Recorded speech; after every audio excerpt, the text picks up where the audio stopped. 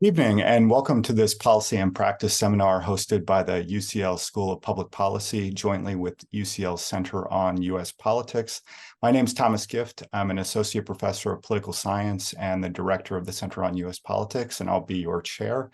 On behalf of my colleague, Julie Norman, co-director of CUSP, who will be moderating this evening, it's great to have you all here, as always. As a reminder, these policy and practice events take place every Thursday evening at this time and are typically in person. The series began last week with a special event featuring Alastair Campbell. We hope that you can make it to as many of these sessions going forward as possible, as we always have a terrific lineup scheduled.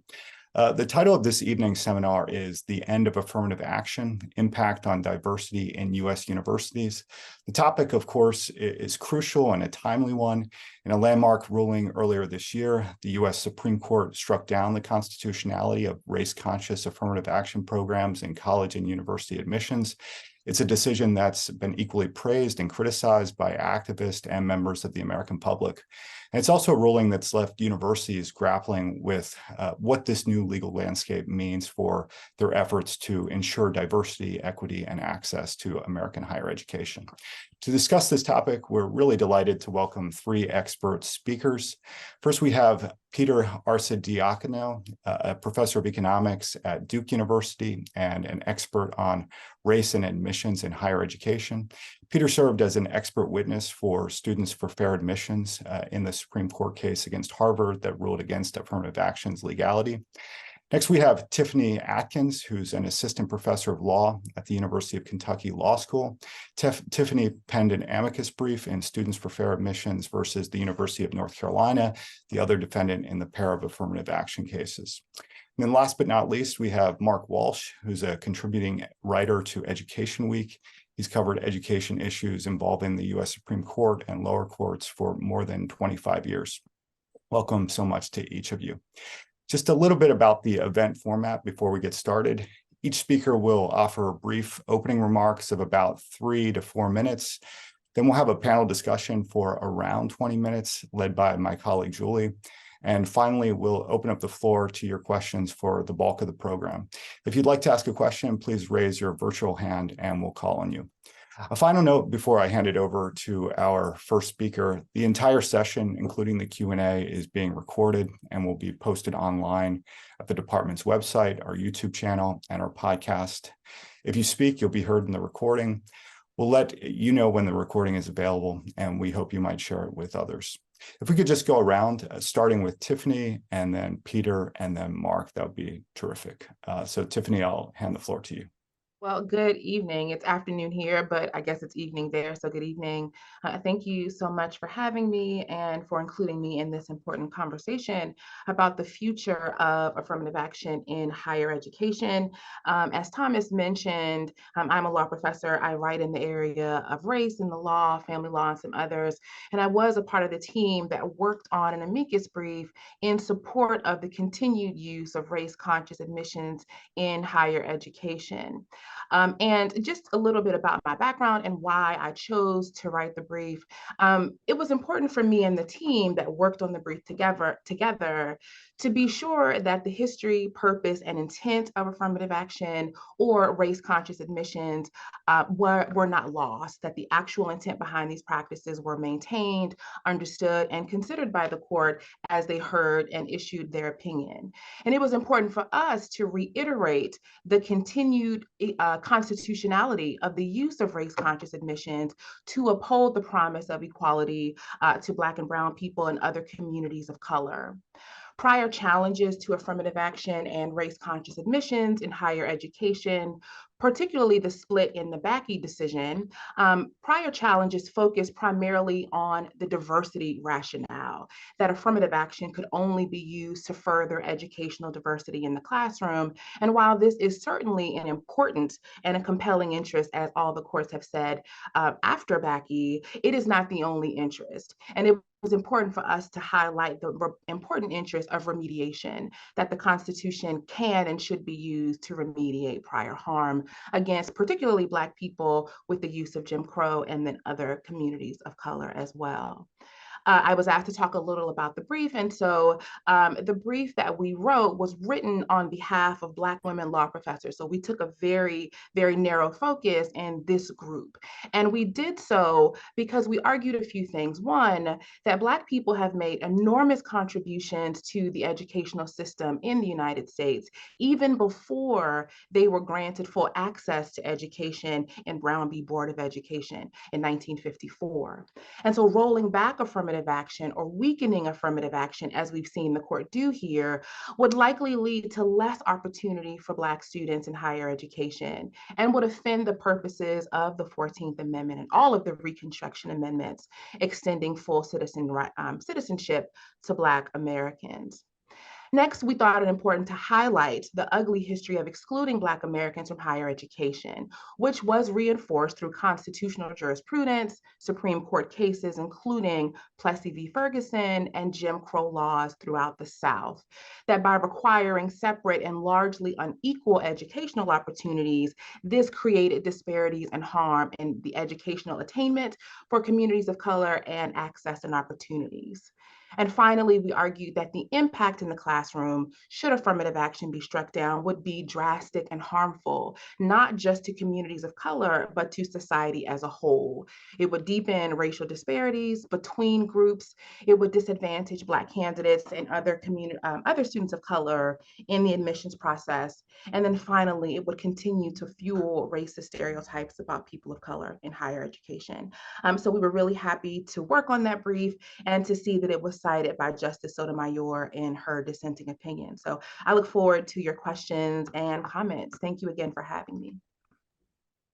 Great. Thank you so much, Tiffany, for getting us to that excellent start. Peter, I might come to you next. You've done a lot of research in this area. We're an expert witness in one of the cases, so over to you. Well, yes, thanks for having me. I took the case as an expert witness, primarily because I do a lot of work on affirmative action, higher education, and I always leave very frustrated. And that's because you can't really tell what's happening because universities hide their data. And there's a large gap between viewing affirmative action as a tiebreaker and viewing it as we're going to have equal outcomes. Figuring out how these things are actually work, I think is incredibly important. And that hiding of the data, which probably is the result of court cases and such, is really shocking to me that universities do this. I think universities ought to be using their data to help their students. We should be able to know, what universities are best for helping minority engineers, an example. We have no idea on that because universities hide their data. So that's one point. The second point is that the hiding the data really doesn't let you see how affirmative action is targeted. The remarkable thing to me is, I'm completely on board with what was just said about redressing past wrongs. The way affirmative action works, you actually, what the data shows, you actually get a bump for being Black, a small bump for being poor. But if you're poor and Black, you don't get the poor bump. And as a result, what you see, research shows that over 40% of Black students at Ivy League schools are actually first or second generation immigrants. Now, the response to a lot of this is to try to obfuscate things even more by getting rid of things like standardized tests. And here, the point I really would like to bring up is that we think about standardized tests in academics as favoring the rich. And that is definitely the case. The issue is that the other things in the admissions process favor the rich even more. And you can see that right away with things like legacy preferences. But there are other ways too, such as, my son worked for a Duke computer science professor for free. He gets that job because I'm connected and can work for free because of our financial resources. That's better than any advantage I could give him on the SAT.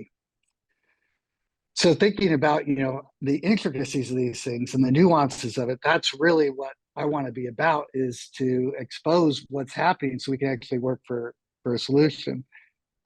And where Tiffany and I are completely on the same page is that something needs to change. And the reality is that prior to college, people are having vastly different experiences.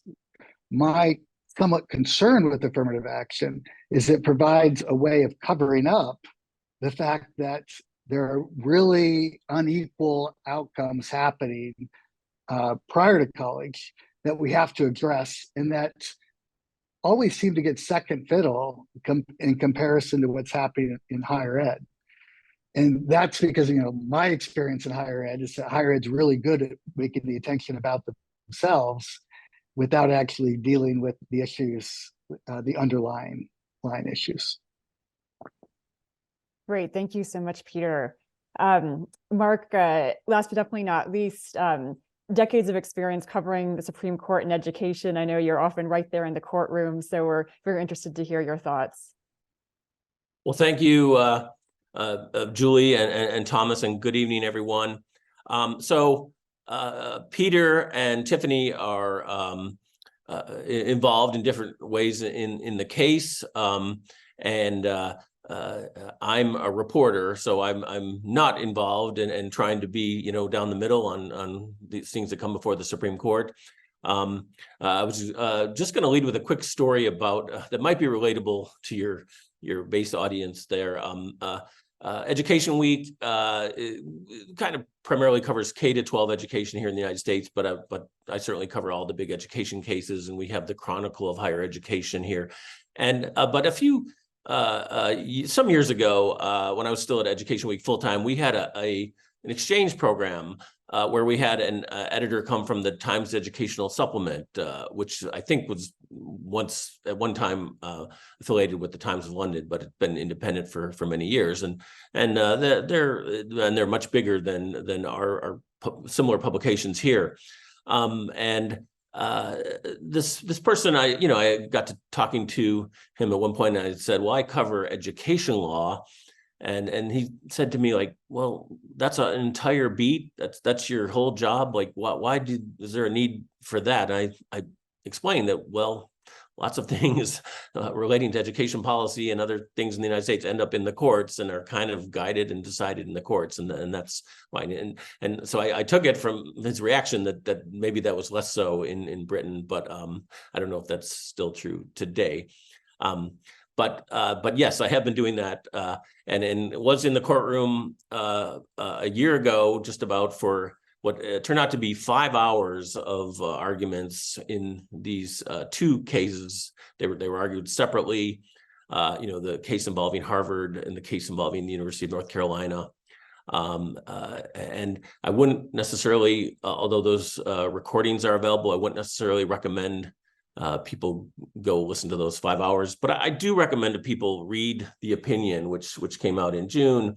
It's quite lengthy as well, but on this kind of a landmark decision, there's a lot in there, including, as Tiffany mentioned, a reference, a citation, and we call it a shout out sometimes to an amicus brief like hers, the amicus of Black women law professors. And or Black women professors, I forget which, and then Peter is mentioned in the opinions as well, of course, as an expert witness, and some of his writings and his academic writings. So I was just going to mention those. So my perspective now is covering some of the aftermath of the decision, which I think was what we're going to talk about, and but certainly a year ago, in June, it was quite dramatic to be in the courtroom, and I almost missed it because I was supposed to be out of town, and then there were some travel issues, and I ended up back here where I was supposed to be in covering the opinion announcements, which the court just got back to last term after the pandemic, where they summarized their opinions. So we did hear from the Chief Justice and from Justice Thomas and his concurrence, and then from Justice Sotomayor. And there were other opinions in the written opinion, but just in the courtroom, we heard from those folks. Quite dramatic, but I do urge people to read the opinion if they're interested. Absolutely, and I can second that. Thank you so much, Mark. And yes, I'm glad you pointed out, I do think it's sometimes surprising to our British colleagues and audiences how much education is litigated in the United States, and especially at the Supreme Court level. So we're really glad that you all can shed light on that today.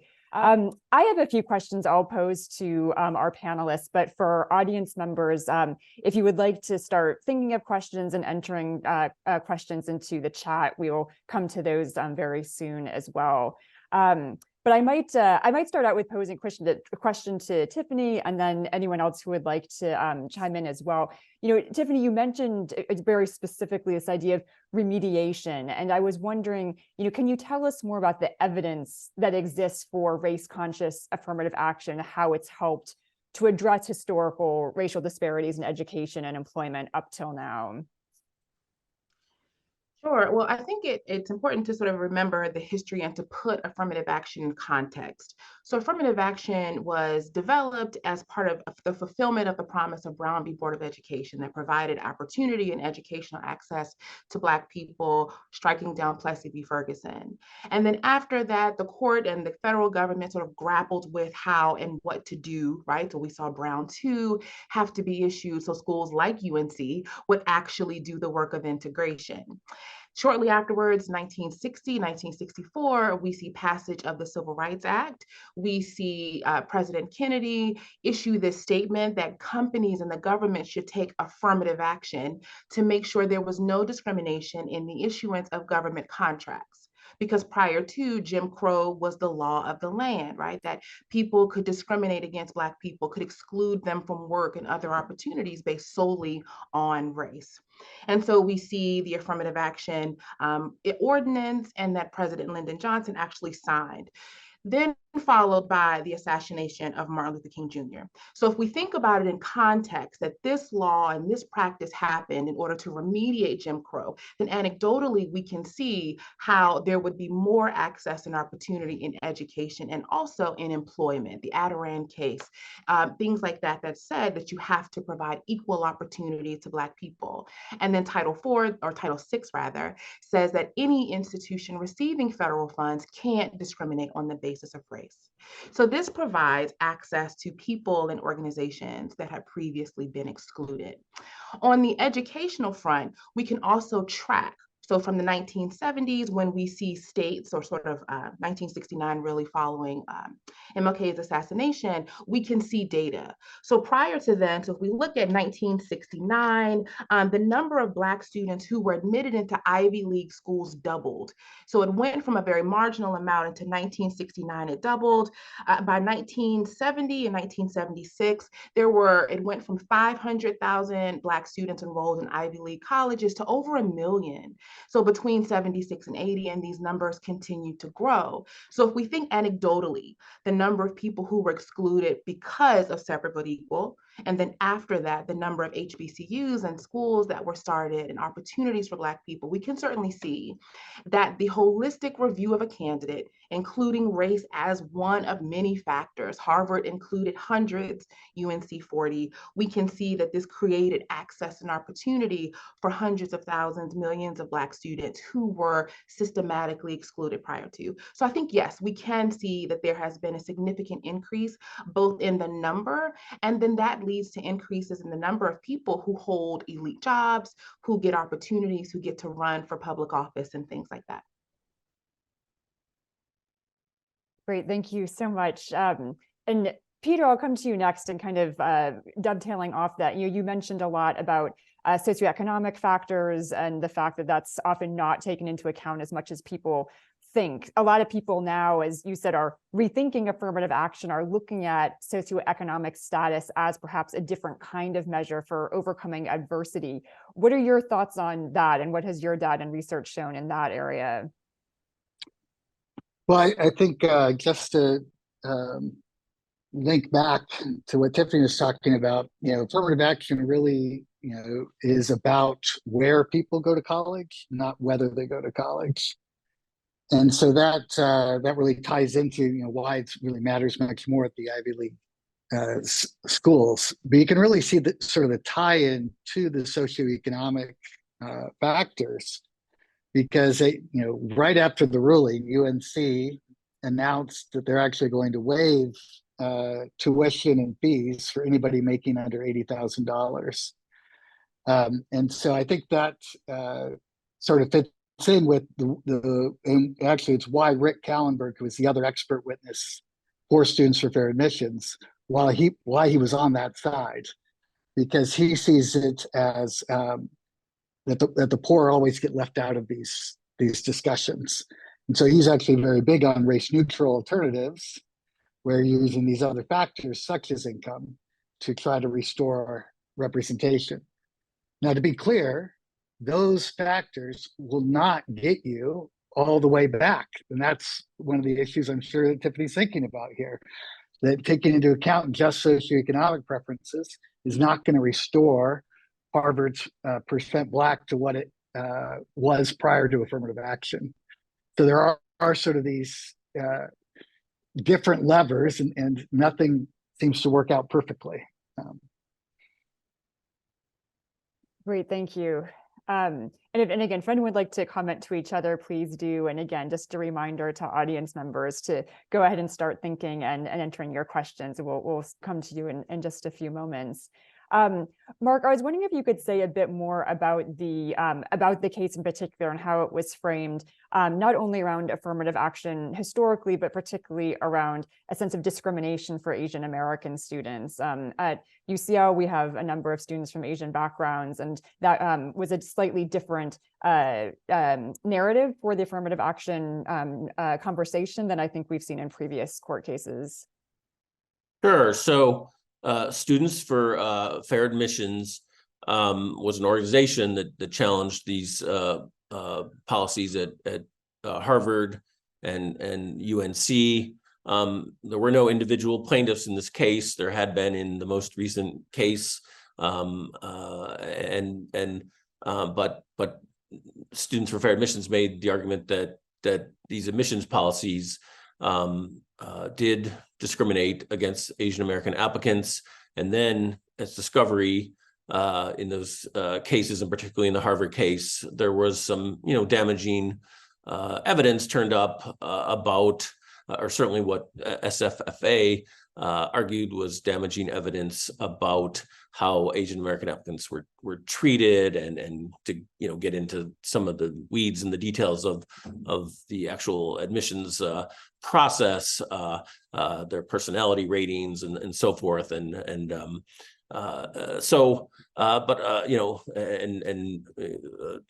Thomas, Peter and Rick were expert witnesses, I think, in the Harvard case, and maybe both. The district court, which is charged with looking at the facts, ultimately ruled that there was no discrimination against Asian American applicants, but that and that was upheld on appeal in our system in the First Circuit Court of Appeals. And the UNC case only went as far as the district court before the Supreme Court snatched it and said, we'll kind of decide these cases together. But the majority on the Supreme Court did not really accept those factual findings as they ruled against these policies. Great, thanks. Can I just jump in on that? Yeah, please. Sure. Do. Yeah. It was really interesting, that tie-in between the affirmative action and the Asian discrimination. After that judge's ruling in the Harvard case, that actually really haunted me, because I think that if an Asian American plaintiff had brought the case separate from affirmative action and said, look, we are being discriminated against relative to white applicants at Harvard, take affirmative action out of it completely, there is no question in my mind that they would have won. And it's because it was tied into affirmative action that they were willing to put up with, in my mind, Harvard's egregious behavior. And I don't think there's lots of economists who have spoken out saying that what Harvard did was okay. There's nothing to see here. I view it, they were doing that to save affirmative action. And they were willing to let Asian Americans be discriminated against relative to white students there. And to me, that was not economics' most shining moment. The personal ratings very clearly showed a discriminatory pattern against Asian Americans. And Yeah, I've read the files, and there's one file that in particular haunts me in terms of how the admissions officers talked about the candidate versus how even the alumni interviewers, where that would be where I would expect discrimination to occur. Can I Thanks, add Tiffany. something? Yeah, please. Yeah, no, I agree with Mark. I think it was, we saw in Fisher 1 and Fisher 2, both Justice Thomas and Alito begin to raise the issue of discrimination against Asian American students. And this is where I think SFFA picked up the idea that we should focus on Asian American discrimination as a way to sort of get at affirmative action, since the prior cases in Fisher had all been unsuccessful. The court had reaffirmed its commitment to affirmative action as early or as recent as 2016 in the Fisher cases. And it said, we find that as long as it's narrowly tailored, that it can survive strict scrutiny. And then Thomas and Alito, within their dissent, bring up the idea that Asian American students have outperformed Black students, that they had higher credentials and they were doing better or faring better than Black students, and that the fact that they weren't admitted was evidence that there was discrimination against Asian Americans. And so to Peter's point, right, the evidence and the data, one, and on the Harvard side, right, during the district court trial, Harvard also put forth its own data, right? So then you have competition between the experts as to what the data actually suggested. So Harvard's experts that they put forth said that it didn't show the kind of discrimination that was alleged. And so I think that it is interesting that this was SFFA's strategy. From my perspective, what I think it did is, one, it sort of, again, pitted communities of color against each other. Because here, striking down race-conscious admissions doesn't necessarily mean that Asian students would get those seats. It probably means that white students will get those seats. And so I think that this is the challenge and the tension that these cases rely upon, which is that ultimately who I think will benefit, and again, there are other ways colleges can get through this, right? They don't have to not consider it at all. There are ways for colleges to still consider race. But I think that that strategy was precipitated by the dissents in Fisher 1, and that I think ultimately who will be harmed in general by this is communities of color in total, because the seats that will be given, as Peter earlier suggested, to wealthier, likely white people who will claim those seats.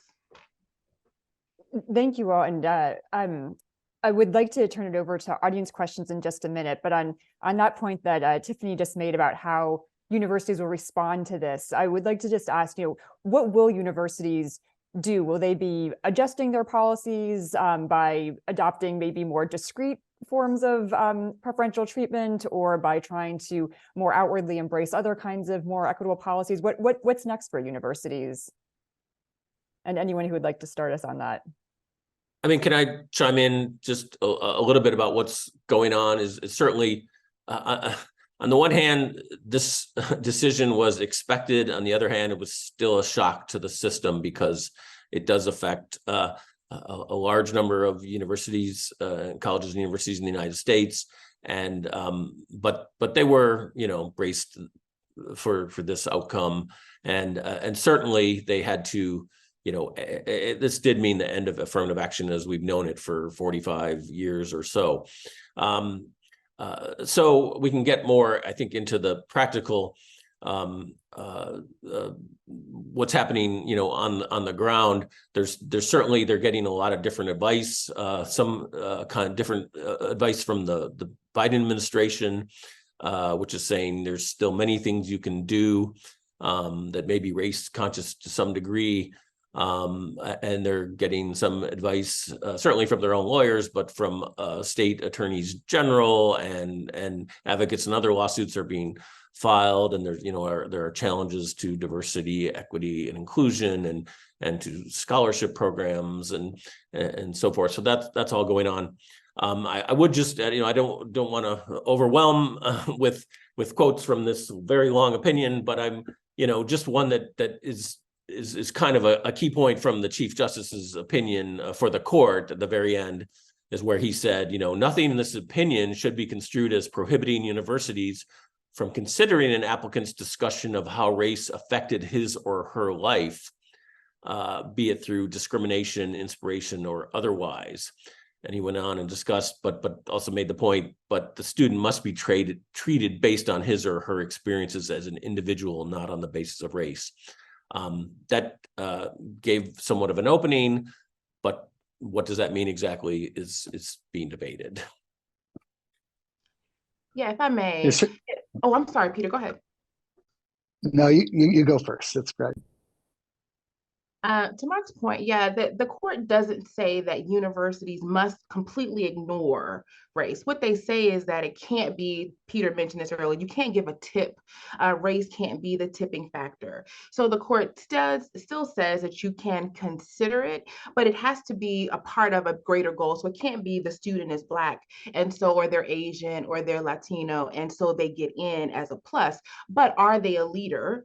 And has their leadership been informed by their racial identity, by their first generation status? And so some schools quickly move to removing questions about race from their application. And that the decision doesn't say that they need to go that far, but it cannot be a negative for other groups. So it can't be a plus for one group and a negative for another, but it can be considered. Interestingly, they did not strike it down in the context of military, right? So a student can go and serve their country, and they can use race conscious admissions there, but they can't in the higher ed realm as a plus factor. So I think schools are grappling with what to do, but it doesn't say that you can't consider it as long as it's not the tipping point, if it's considered as part of some other objective.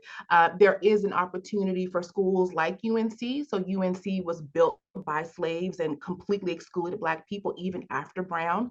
In specific examples where it is used to remediate specific harm, there, if it's narrowly tailored, then it can maybe pass strict scrutiny or pass muster. So all of us who are in this area are thinking creatively about what to do. And to Peter's earlier point, which I think is very true, it's forcing all of us to think about pipelines. How can we go even further back in K through 12 education to make sure that that opportunity is equal so that students are prepared to enter higher ed? Thank you. And Peter. Yeah, just following on to that, you know, the ways in which you can limit some of the changes that would result if you just sort of got rid of affirmative action, didn't do anything else. You know, I see some comments in the chat on this. Certainly things like legacy admissions and these advantages that are really going to more rich students are one ways of going. I mean, the stunning thing to me in the Harvard case, I went in thinking legacy admissions would be the thing I would find most distasteful, but it was actually the athletic admissions. Because the athletic preferences are so much bigger than legacy preferences. For Peter, can I interrupt sports like sailing. Can you just explain what legacy is for our UK listeners? Sorry. So legacy is if your mother or father went to Harvard, then you're going to get a bump in your admissions. And the thing is, admissions officers are put in this bad position where they basically have to lie about it. You know, what they'll say is, you know, the Duke president said, we just give the file an extra read. Really? Well, what the heck does that mean? Fundamentally, you're giving a bump to these applicants. And where you really see that is on athletics, which again, this is not a UK thing at all, I would imagine, which those much larger than racial bumps, much larger than legacy bumps are the athletic bumps. For sports like football and basketball in the US, those often generate revenue. Those are actually the more racially diverse sports. I'm okay with athletic preferences there. What's more of an issue is when it's for a sport like sailing, and why are we having those kinds of preferences at a place like Harvard? So getting rid of some of those things gets you some of the way there, but you still have a long ways to go. And it's going to be very interesting because how much schools like UNC have to adapt to the policy hinges on what the Ivy Leagues do. The more that the Ivy League, if representation falls at the Ivy League schools a lot, that means those students will naturally end up at places like UNC, and UNC doesn't have to do special things in order to get representation. what the Harvards and such do will dictate how much places like UNC are going to try to find other means. I should say places like UNC, but that's the other movement, is this actually does give cover for red states in the US not to have to do much. And so UNC has actually been pretty adamant that they're going to follow the law in a way that Harvard is not. Harvard says they're going to follow the law, but there's almost a wink to it in a way that UNC is not winking. Can you explain that wink a little bit more, Peter, what that might look like? Well, Harvard's going to put in immediately questions about the what Tiffany was saying in terms of how has diversity impacted you and things of that nature, whereas UNC's saying, you know, we're just not going to consider race. So the way that they're expressing the commitment to diversity is pretty, in my mind, pretty different between the two. Great, thank you. And Mark, yeah. And on legacy admissions, the Biden administration has opened an inquiry into Harvard's use, and that could, you know, well spread to other colleges without explicitly saying yet that they think they're wrong, because I mean they don't violate the Constitution, obviously in the way that it's alleged that affirmative action did. There's no U.S. constitutional provision against helping the children of alumni, but there are, you know, potential legal issues with those kinds of preferences or bumps, what have you, and of course athletic and their sibling, you know, at some institutions, sibling bumps, and of course employee bumps, as Peter alluded to earlier. So we're going to see how that shakes out. I'm going to add one more thing. I'm sorry.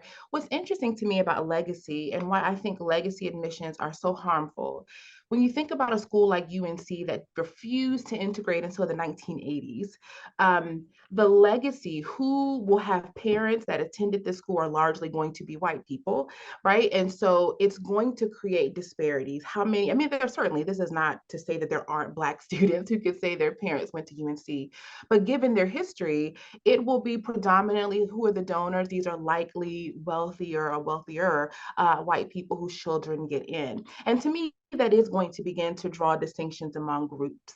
The Equal Protection Clause says you can't draw distinctions among groups. If you draw it along racial lines, it's the strictest scrutiny. Along racial or gender lines, it's intermediate scrutiny. Everybody else has to pass rational basis. So for me, it seems like they're drawing distinctions. The impact of this law, if we allow legacy to stand while striking down others, is that we're still going to provide a bump to white folks over Black folks because their parents were able to go to that school where others were not. Another thing I think that's harmful on legacy is that one of the critiques of affirmative action is this heinous and ill-informed mismatch theory, which is that affirmative action puts students of color in schools they're not aligned or they're not going to perform well in.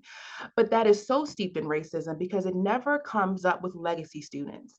If a student is just admitted based on the fact that their parent went to that school, no one ever questions whether there is a mismatch between that student and the school they attend, however it comes up with race. And so this sort of underlies why the continued use of legacy, I think, still draws impermissible distinctions along racial lines. And if we're going to think about this holistically, then I think legacy admission should also be reconsidered as a way, because it, I think, upholds distinctions based on race. Great, and thank you all for addressing the legacy question, which we had several of in the chat. So I won't turn to Jasmine and Pearl and some of the others directly, but I will go to some of the other audience questions now. And we do invite audience members to unmute and ask your question if you would like. Otherwise, I can read it out. But Lewis, who's one of our students, our undergrad students, has a couple of pointed questions. So Lewis, if you there and would like to unmute and ask your questions, that would be great. Yeah, hi there. Oh, I don't think my camera is working, but I wanted to. Oh, there we are. Okay. So my question, I had a couple questions. So I wanted to ask Mark, because I'm a student here, And so I've studied this more from like an academic perspective. So like I am Asian American, and I understand that like I was rejected from Ivy Leagues, and I understand that it wasn't because of affirmative action. But Tiffany, of course, was talking about how there is very much a narrative based around this, that spots are being taken from students. And so I wanted to ask you, as a reporter, what your perception of media coverage around this issue has been, and whether you have seen kind of that there's been a narrative furthering or dispelling this idea. And then I also wanted to ask Peter, as an economist, how do you think the idea of Asian Americans as a market dominant minority, which I think is incorrect, and I wanted to ask how you think that has played into this case. Thank you. Well, Louis, I'll take your first question, since you said it was directed to me. You know, as far as how this was portrayed in the media, I mean, this is a complex case dealing with all these issues that we've been talking about. So I think some media handled that pretty well, and others there probably some necessary simplification of some of these issues. I mean, we do have groups here in the United States, and in this case, amicus groups of different Asian American advocacy groups of different kinds who were lined up on both sides of the case. So they are presenting some competing narratives, and it is sometimes hard to figure out, well, what's really going on, or maybe we don't, the Asian American community doesn't necessarily speak with one message or one voice. I'll just mention, I'm keeping an eye on what may be the next Supreme Court case in this area, which does involve elementary and secondary education. Well, secondary education, because it's a famous high school here in suburban Washington that is what we call a magnet school that you have to apply for admission. It's the Thomas Jefferson High School for Science and Technology. I won't go into the whole issue, but they adjusted their admissions policy and got rid of a test in order to bring greater diversity, racial diversity, to the school, and that did result in a reduction in the number of Asian American students, and that has been challenged, and is now they're now at the Supreme Court asking the Supreme Court to take that up, and then that could happen. I'm not sure the court is ready to dive back into this issue so soon, but we'll see what happens with that. So I'm not sure I gave you a great answer on media, but happy to try again if you want me to. And Peter, Yeah, so I do think that the whole thing is a zero-sum game. That is for sure, and that means preferences for one group automatically work against the other group. I do think they also could have separated out affirmative action from discrimination of Asian Americans relative to white students. What universities are grappling with is the fact that 24%, last I checked, 24% of Asian Americans scored 1,400 or higher on the SAT. You compare that to white students, it's 8%. They're just doing incredibly well on this academic front. Now, what you want to distinguish then, and this, I guess, relates directly to what what Mark was just talking about with regard to the Thomas Jefferson High School, is how do the tests predict future performance? And this is where the transparency is key for me.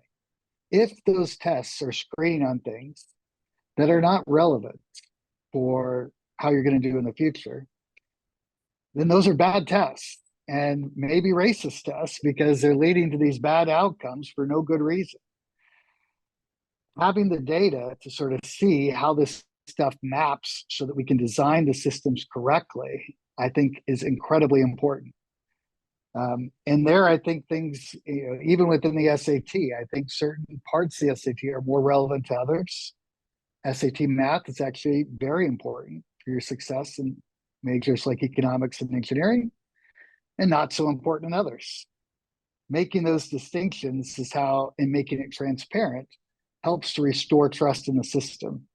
The big problem with legacy admissions is you lose trust in the system. And you especially need that with affirmative action going. But the fact is the way the system is currently set up, conservatives don't trust the system as it stands, and universities really need to do something to change that. And Tiffany, yeah.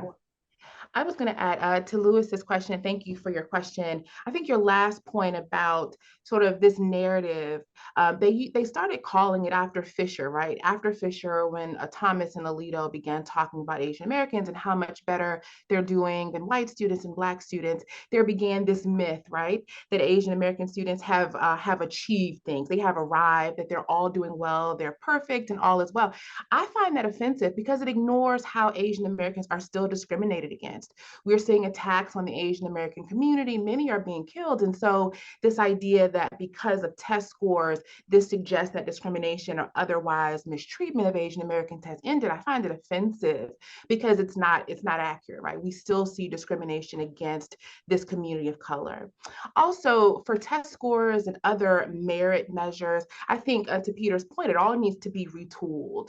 We've often seen the application of this idea of merit or test scores being used to determine whether or not a student's going to do well as proxy or as a way to continue discrimination against communities of color. And so I do think that there should be, to Peter's point, there should be a way to look more closely at what actually shows whether a student's going to do well, and then also disaggregating that data. What else can we look at? What are the underlying factors that might also contribute to whether or not a student succeeds or does well? And one test score does not necessarily equal success. So I agree that there are lots of things that this decision has raised, issues that has caused us to think deeper about issues that have always been underlying in society, but this decision has sort of caused discussions like this, which I hope will be fruitful. Great, thank you. We have a number of questions on both the kind of big picture as well as more detailed. So there's two questions just to clarify how the bumps or the points work. So I was wondering if I could ask Elizabeth and also May if they could come online and ask their questions. So maybe Elizabeth, if you are on there, if you would like to ask your question, and then we'll get May's also. Yeah, sure. I was gonna say that my question was very similar to May's, just asking about how the bumps for being poor interact with the bumps for coming from a particular background. And I think Peter had said something about this quite towards the beginning, and I wasn't sure if I had understood correctly that you essentially don't get both bumps, or you didn't in the previous system, and it seems to me that both should be taken into consideration in an ideal system. And so I just would like to know what some of the thinking is around that. Well, that was a big thing. We didn't know until we actually could get the data how it worked, but Right. it is exactly like that. So you get what my estimate showed was that you get a preference for being Black, and you get a preference for being poor. But if you were poor and Black, you only effectively got the Black bump, not the poor, Right. poor bump. And interesting, they basically treat Black applicants as a monolith. So sometimes you'll hear, well, Black students finally could be legacies. And so now you're going to take away legacy preferences right when this group could benefit. But as it turns out, they don't get the full legacy bump either. They end up treating Black applicants like a monolith, so and that leads to, Black non-legacy, non-disadvantaged students are the ones that get sort of the biggest bump for their race, relative to similarly situated white applicants. Why they do it that way? I mean, there can be a number of reasons. They can be worried about how competitive they're going to be in the classroom, but sort of working against that is what you see with athletes, for example, where the bumps are enormous, and they still have to worry about them competing in the classroom. Other places, this is not how this works. So in Brazil, for example, the way affirmative action works is you get a bump if you go to a public school, and another bump if you're a minority and go to public school. I like that system better, both because everyone knows what's going on and it works how you described, where the Yeah. bumps would be additive. And have you seen the outcomes in Brazil to be positive? I'd have to go back and look at the research on that. The only recently papers are emerging on it. Okay. Unfortunately, I don't have it at the top of my head. That's right. Thank you. Can I bring in May? Can I on say this something one about too? this? Oh yeah, sure. Oh, or did you?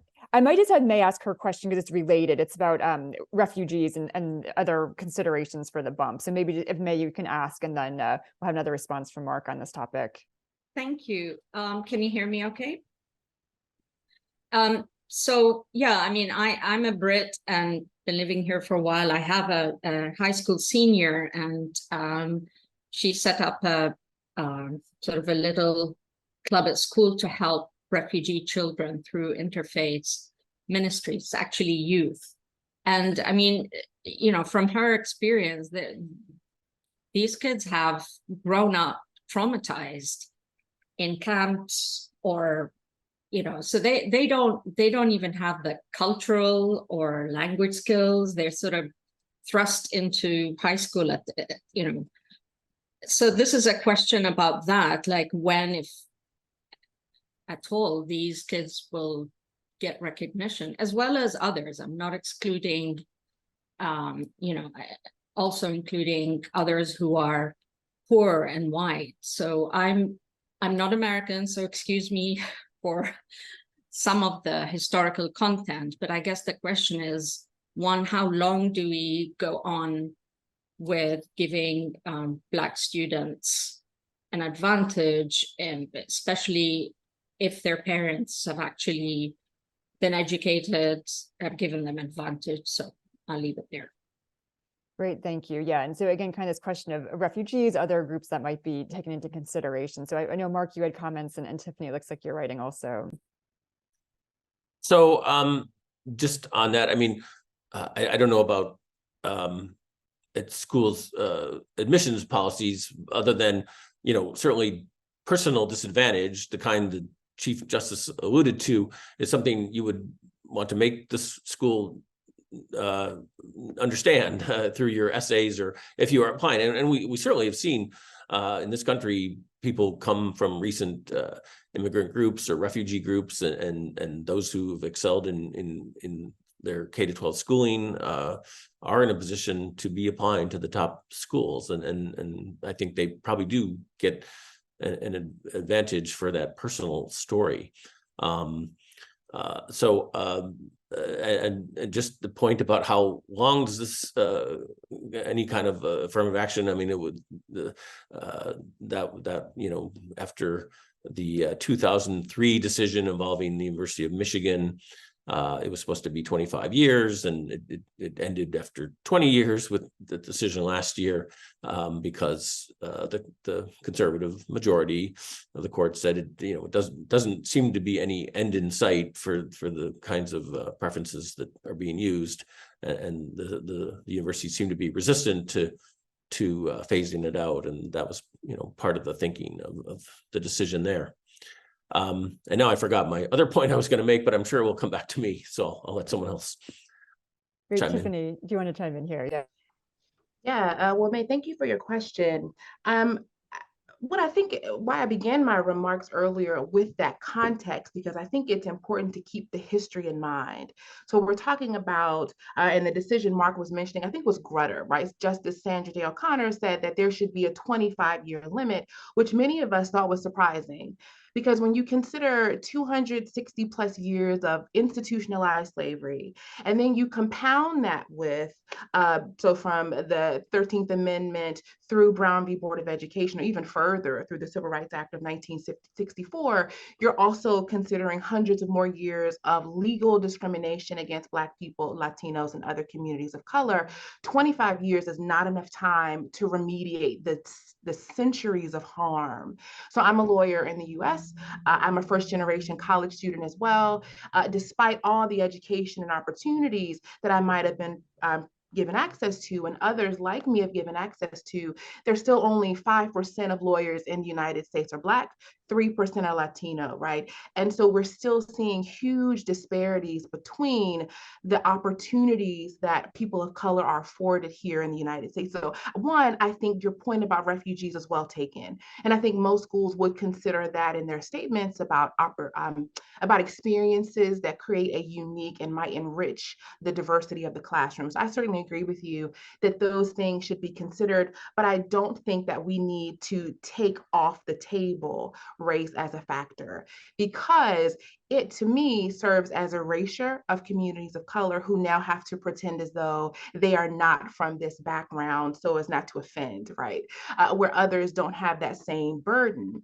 And so I think that the sort of what the challenge is going forward, and where Justice Roberts sort of left us this little tiny pathway through, is that it doesn't preclude students from talking about how race has informed their experience, how it will create or lead them to hold better leadership or somehow do something great for the university. But I think that we can't necessarily say that it has to end by a certain point, even though that's sort of what the court has done, because we're still dealing with the effects of centuries upon centuries of actual exclusion of people of color from American life and from the benefits of citizenship. Can I say something? Yes. Quickly.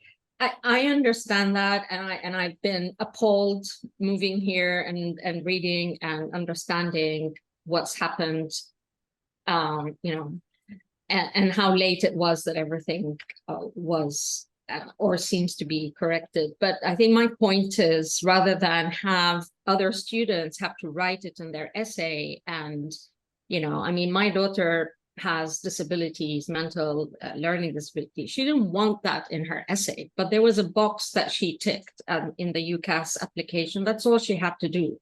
So I think it's unfair, you know, historically, yes, 250 years, yes, but where are we now? Where are these students now? Wouldn't that be a more fair way of entrance? It's not that they have to say they're not Black, they can put that in, but there should be a similar place with the same weight for kids who are as disadvantaged today when they apply.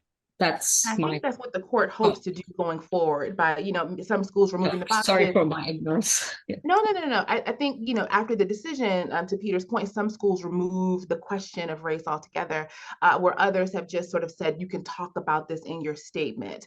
But again, I don't think that it's fair that someone should have to erase a huge part of their identity in order to not offend. I'm not saying you're saying that, May, just to be clear. I'm just saying in general that someone shouldn't have to, right? If someone chooses not to, that's one thing, but they shouldn't be forced to erase a whole part of their identity. I think, though, that proponents of this decision say that it's the most fair thing to do, right? Is to sort of put everyone on a level playing field. Although, again, for people whose identity can't be extricated from whom they are, or their race can't be extricated, I think for them it serves as erasure, which could be harmful. Yeah, I was say, oh, sorry. Just to go back to the North Carolina case, only because Justice Ketanji Brown Jackson only participated in that case because she had served on Harvard's Board of Overseers. You know, her questions in her very first month on as a Supreme Court justice, you know, had asked, really pressed the SFFA lawyers, you know, could a white student say, I want to come here because my father went here and my grandfather went here and his father went here, and what, you know, what about the Black applicant who say, well, I couldn't come here in the 1800s or in the early 1900s or really until much later? Could that student not talk about that? And then many of us believe that's what led the Chief Justice to make that reference to essays and so forth in his opinion. So she had that influence on that kind of a question. Yes, thank you so much for that question, May, and that exchange. And I do think it'll be interesting to see how the essays take shape from now on, since that is the place where students can discuss adversity. And I think there's different ways of looking at it. I think some see that as, you know, very appropriate. Others, as you said, maybe a student doesn't want to have to talk about a certain characteristic or aspect there, but might feel pressured or like they need to get some kind of bump or edge. And so I think that's something that admissions officers and people coaching students will be looking at right now. I'd also just call attention to Adam's comments in the chat about how the UK, which does not have a formal affirmative action system the way the US used to, or allowance, carries or addresses factors such as a social class with something called contextual offers. So that's something that we have here. And as Adam really well outlined there, considers things such as the kind of school you attended, if you're a first generation student to university, socioeconomic class, if you were in foster care, if you care for someone. So that's kind of the UK's approach to addressing different types of inequality. And May, I'm not sure if that includes, refugee kind of status as well, but that might be some of the factors that we might start seeing US schools pay more attention to. I'm not sure, just kind of guessing there. Can I add something on that, please? Yes, please. Really quick. So states like California that had outlawed affirmative action, they began looking more at the socioeconomic sort of questions where they couldn't ask race questions anymore. So I think that could capture some of what we're hoping, maintaining a critical mass of these schools. It's not perfect. So I think this is to Peter's point earlier, right? There's not a perfect solution, but we may have to begin following the examples of California and other states that haven't had affirmative action to figure out ways to maintain a critical mass of diversity in light of the decision. Great, thank you. We have a couple of questions. I'll just kind of start drawing us towards more of the structural questions. So Jasmine had a question to this regard, and then also Eleanor. So I might ask these two questions together. So Jasmine, if you'd like to unmute and ask, or I can read it out also. Hi, yes.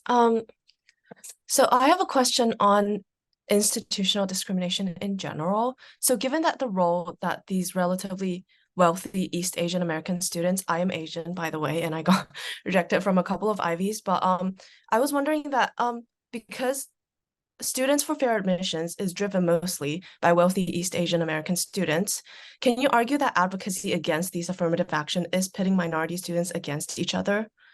And how does that help in general for higher education in the US? Thank you.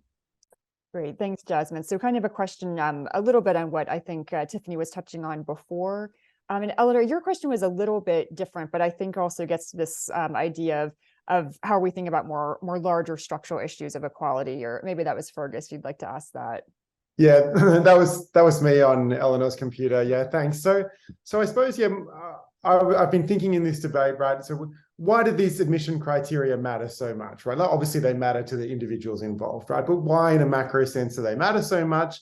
Well, the answer, it seems to me, they matter so much because there's a relatively small number of places at a relatively small number of elite institutions at which, entry into those institutions, Ivy Leagues, has such a huge bearing on one's life prospects.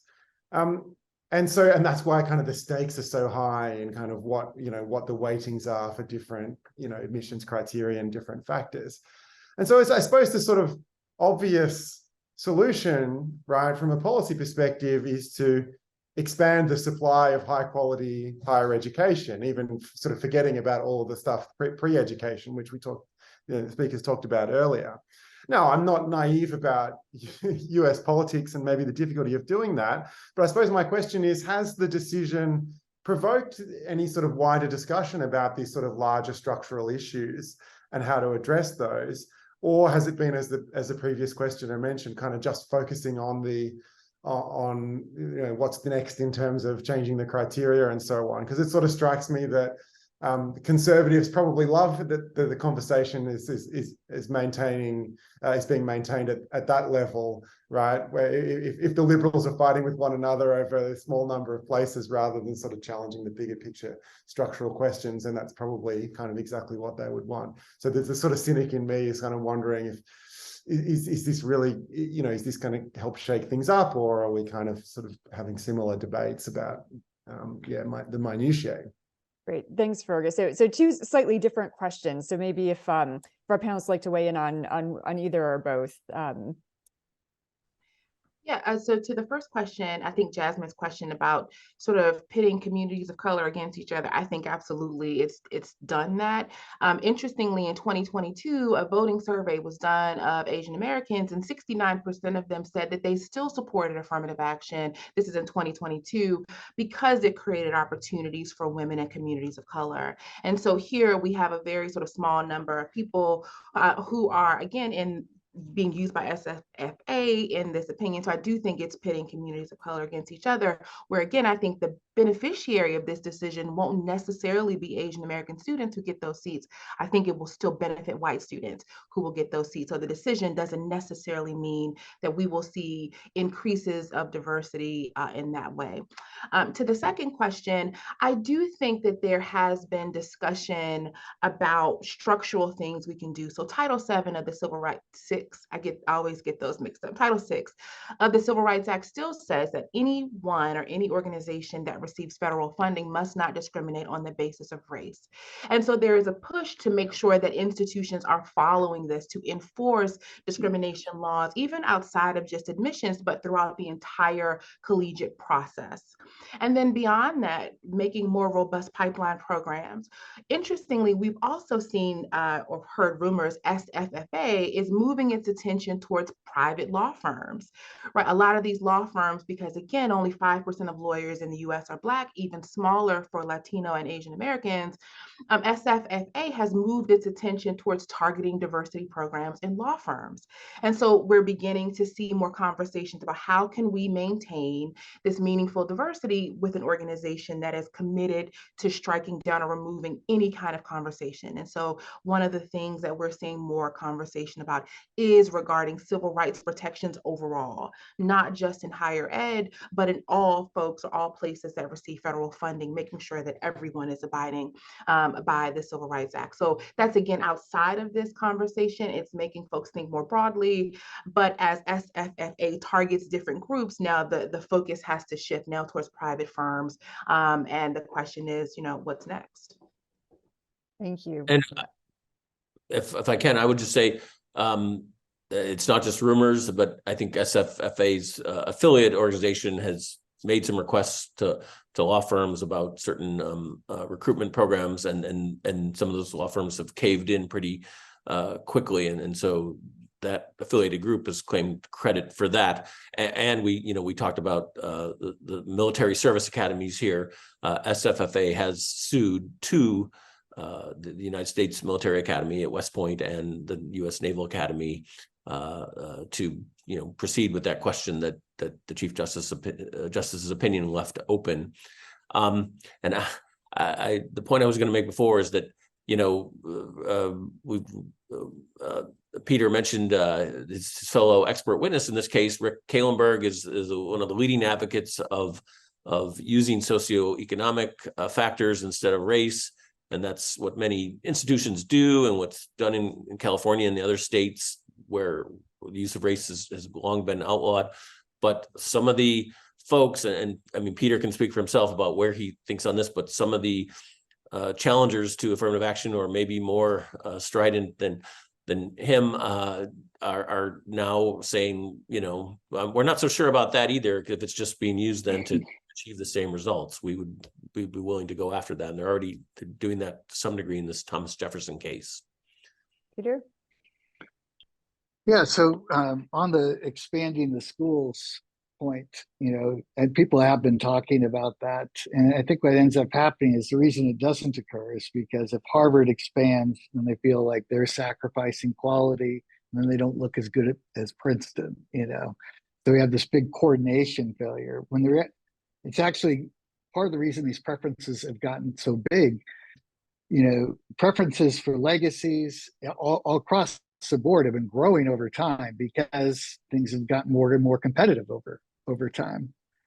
And it's interesting because I think what Jasmine's question points towards is a real tension among where to move forward on the basis of race. I think the SFFA view of the world is to go colorblind. They want race to not be salient in that. But from which has been said, sometimes by being colorblind, maybe you actually make it more salient. So there's a tension there. I would like to say it's very interesting the way the polling works on affirmative action. People generally say overall that they are for affirmative action. But when you push them on, are they for using race in admissions? The polling is very clearly the other way. And so my interpretation of that is people have a much bigger problem with race directly entering admissions than they do with other things that are designed to change, to make the society more equal. I don't think there's near as much pushback, for example, on race in scholarships, though maybe if we get rid of race in admissions now suddenly focus on race in scholarships. I don't know, as there is for race in admissions. So those types of things, I think that people associate affirmative action with something that could include race conscious admissions and might not. But when you ask about race conscious admissions, Asian Americans, and in fact, all groups, African Americans are split 50-50 on that one, with all the other groups sort of against. It's really remarkable, the inconsistencies in the polling on this. I know that we could keep discussing for much longer, and I see some additional comments in the chat. Kat, I know we did not get to touch on colonialism and some other themes people wanted to raise, but for me, this has been an incredibly rich discussion. It's time for me to turn it back to Thomas for our outro, but for me personally, thank you so much to our panelists, and back to Thomas. Thanks so much, Julie. Before we do thank our speakers, let me remind you about our upcoming event in the series next Thursday evening, October 19th. The event's titled, What Would a Sustainable Global Financial System Look Like? And it's going to be held in person at UCL, so you can sign up for it via our website and Eventbrite. If you don't already, please follow SPP on Instagram or Twitter X. Our handle is @UCLSPP. We announce all of our forthcoming events here, and you'll be able to keep up to date with our latest research. And at the Center on U.S. Politics, we'd, of course, also appreciate the follow @cusp_UCL. Let me just again say that it was a terrific discussion. Thanks to the audience for joining us, and thanks especially to all of our speakers. We really, really appreciate your time.